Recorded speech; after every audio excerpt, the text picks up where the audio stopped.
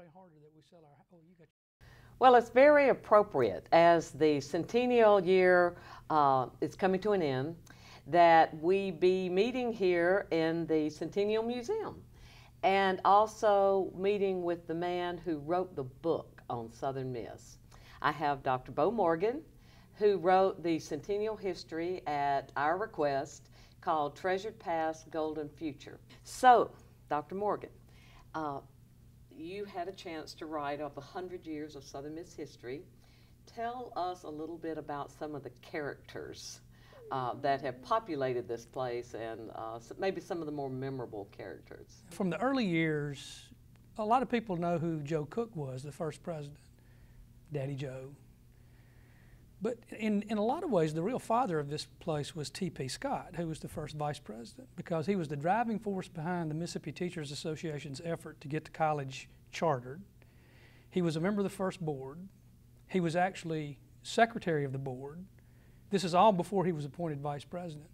And, and he was the chair of the building commission.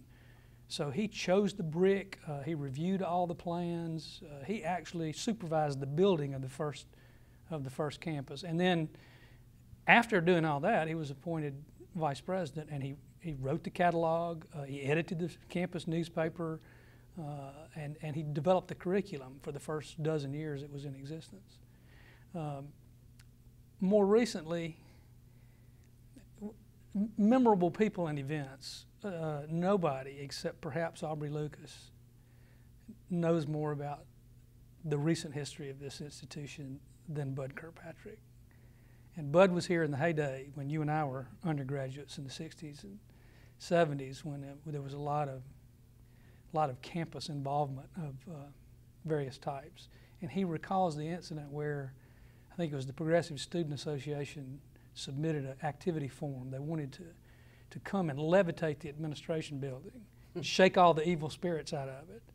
And he convinced them that it was a very old building and they might rip out all the plumbing, and if they lost their concentration, they might drop it, and that would cost the university a lot of money. So anyway, he was able to talk them out of levitating the administration building.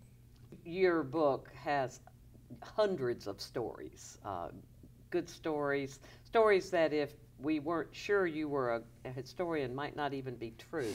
Tell us some of a couple of your favorite stories from the history of the institution. There are so many things. Athletics, memorable moments in athletics, the victories over Alabama in 1953 and Ole Miss in 1970 and that wonderful national championship in 1958.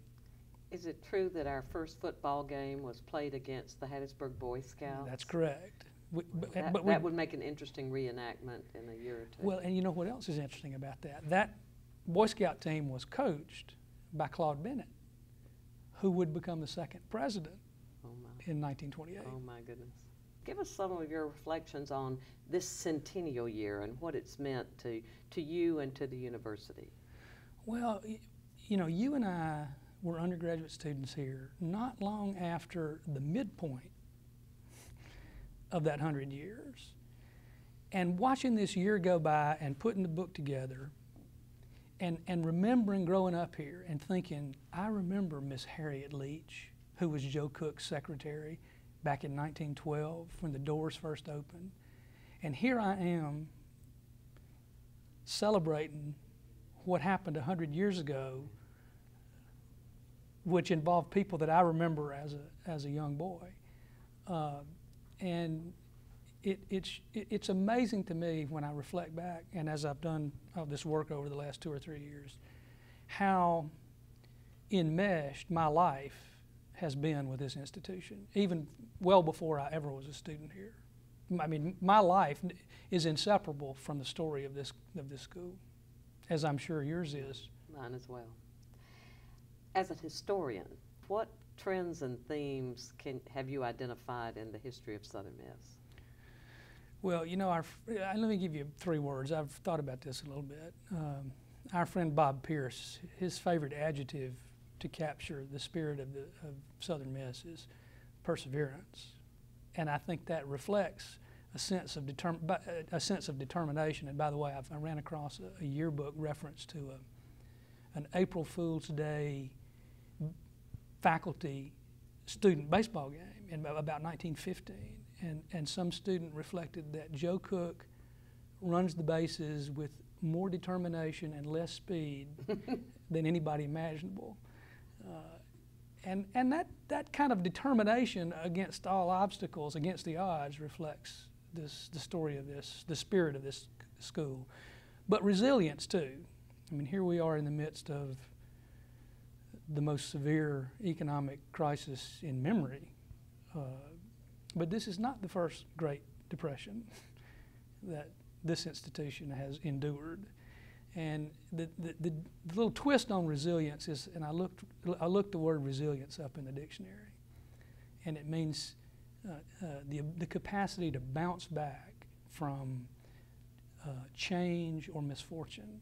The difference for us is that we don't bounce back to the same shape we were in. We've progressively gotten better. As we've bounced back from misfortune, we've bounced back in better shape than we left. And I'm confident that we're in the midst of just such a resilient period. Dr. Bo Morgan, author of Treasured Past, Golden Future. Thank you for joining us. Thank you.